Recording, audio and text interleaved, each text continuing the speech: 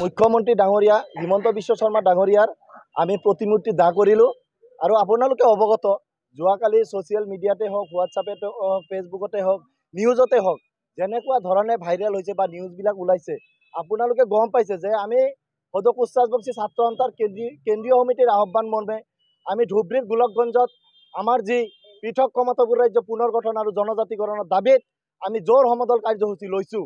আমাৰ জোৰ সমদল কাৰ্যসূচী সম্পূৰ্ণ গণতান্ত্ৰিক আছিল আৰু শান্তিপূৰ্ণভাৱে আমি আক্ৰাছুৱে আমাৰ জোৰ সমদল কাৰ্যসূচী আমি চলাই আছিলোঁ।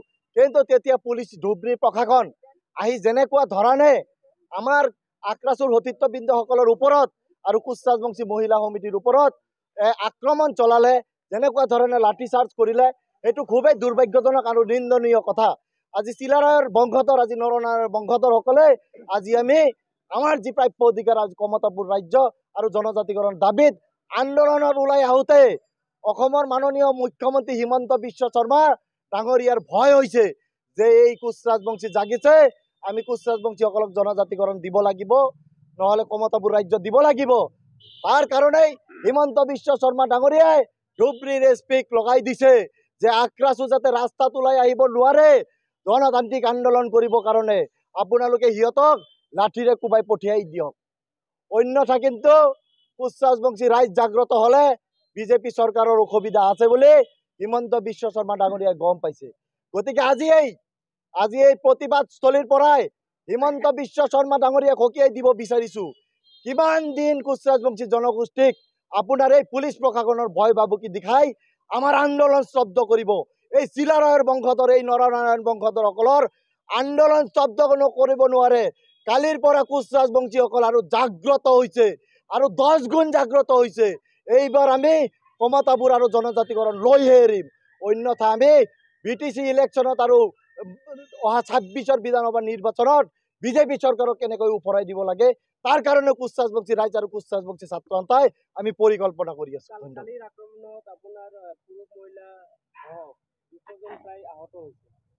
হয়, কালি আক্ৰমণ 200ৰ বেছি হৈছে। কালি সেই কাৰ্যসূচীত কোচ ৰাজবংশী হাজাৰ হাজাৰ ৰাইজ ওলাই আছে, 200 জনৰ বেছি আক্ৰমণ হৈছে। আৰু দুখ আৰু পৰিতাপৰ বিষয় কি, আমাৰ মহিলা গৈছিল, মহিলাসকল যোৱাৰ পিছতো মহিলা পুলিচ লৈ আহিব লাগিছিল, কিন্তু দুৰ্ভাগ্যজনকভাৱে আৰু এই মানে কি কয় পুৰুষ যিবিলাক নেকি পুলিচ আছে এই মহিলাসকলক লাঠি চাৰ্জ কৰিছে, আপোনালোকে ভিডিঅ'ত দেখা পাইছে। নাই, যদি আমি দাবী কৰিছোঁ যে ধুবুৰীৰ যি নেকি SP লীনা দলে তেখেতক অতি শীঘ্ৰে নিলম্বন কৰিব লাগে আৰু আমাৰ জনজাতিকৰণ আৰু কমতাপুৰৰ কাৰণে শীঘ্ৰেই চৰকাৰে ব্যৱস্থা ল'ব লাগে। অন্যথা আজি ধুবুৰী জিলা পাৰগত দি আমি বন্ধ দিছোঁ, গোটেই অসম বন্ধ দিয়াৰ কাৰণে আমি বাধ্য হ'ম। আমি শ্ৰীৰামপুৰ, আমি ছাগলীয়া গেট আমি স্তব্ধ কৰিবলৈ কোচ ৰাজবংশী মানে ছাত্ৰ সন্থাই আমি সিদ্ধান্ত ল'বলৈ বাধ্য হ'ম। নাই, পৰৱৰ্তী সময়ত আমি ইতিমধ্যে কোচ ৰাজবংশী ছাত্ৰ সন্থাই আমি বিভিন্ন ধৰণৰ কাৰ্যসূচী লৈছোঁ। আমাৰ যোৱাকালি আছিলে ধুবুৰী জিলাত আমাৰ জোৰ সমদল, আমাৰ 15 তাৰিখে আছে গোৱালপাৰাত পদযাত্ৰা। এনেকুৱা ধৰণে আমাৰ বিভিন্ন সময়ত বিভিন্ন আন্দোলনৰ কাৰ্যসূচী চলি আছে। আমি যেনেকুৱা কালি পৰিস্থিতি দেখা পাইছোঁ যে চৰকাৰে আমাক ভয় ভাবুকিৰে আন্দোলন বন্ধ কৰিব বিচাৰি আছে, আমি কোচ ৰাজবংশী ৰাইজে আমি কোচ ৰাজবংশী ছাত্ৰ সন্থাই সিদ্ধান্ত ল'ম যে এই চৰকাৰক আমি এসেকা দিয়াৰ কাৰণে আৰু তীব্ৰতা আন্দোলন গঢ়ি তোলাৰ কাৰণে আমাৰ আজি কোচ ৰাজবংশী যিমান দল সংগঠন আছে গোটেইবিলাক আমি আলোচনা কৰি ঐক্যবদ্ধ হৈ কোচ ৰাজবংশী ছাত্ৰ সন্থাৰ নেতৃত্বত তীব্ৰতৰ আন্দোলন হ'ব বুলি আপোনালোকক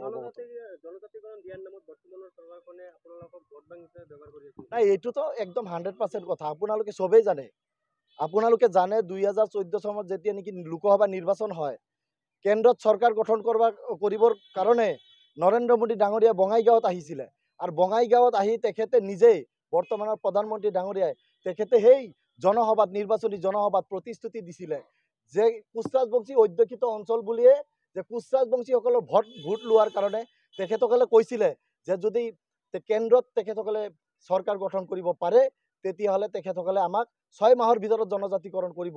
আজি দেখা পাইছে মানে 6 মাহটো দূৰৰ কথা 3টা কাৰ্যকালত অধিষ্ঠিত হৈছে, কিন্তু নৰেন্দ্ৰ মোদী ডাঙৰীয়াই পাহৰি গৈছে যে কোচ ৰাজবংশীসকলক প্ৰতিশ্ৰুতি দিছে। সেইকাৰণে এই চৰকাৰক মিছলীয়াৰ চৰকাৰ বুলি আমি কোচ ৰাজবংশী ৰাইজে ক'ব বিচাৰোঁ। নাই, আমি কালিৰ দিনত আপোনালোকে দেখা পাইছে GM হওক, KACৰ মানে মুখ্য কাৰ্যবাহী পাৰিষদে হওক, যিসকল ইতিমধ্যে বিজেপিত যোগদান কৰিছে, এতিয়া ৰাইজে বহুত চৰ্চা কৰিছে যে আজি বিজেপি দলত বহুতো কোচ ৰাজবংশী মানে GM আছে, MLA আছে, আজি হেমাংগ ঠাকুৰীয়া আছে, আজি পৰমানন্দ ৰাজবংশী ডাঙৰীয়া MLA হৈ আছে, আজি জীৱেশ ৰায় KAC মানে চিফ হৈ আছে। আজি আমি তেখেতসকলক আহ্বান জনাব বিচাৰিছোঁ যে আজি আপোনালোকৰ ভাই ককাই, আপোনালোকৰ আই মাতৃসকলে আজি কিন্তু ৰাজপথত মাৰ খাইছে। যদি আপোনালোকৰ লাজ আছে, আপোনালোকে বিজেপি দল ত্যাগ কৰি আজি ওলাই আহিব লাগে।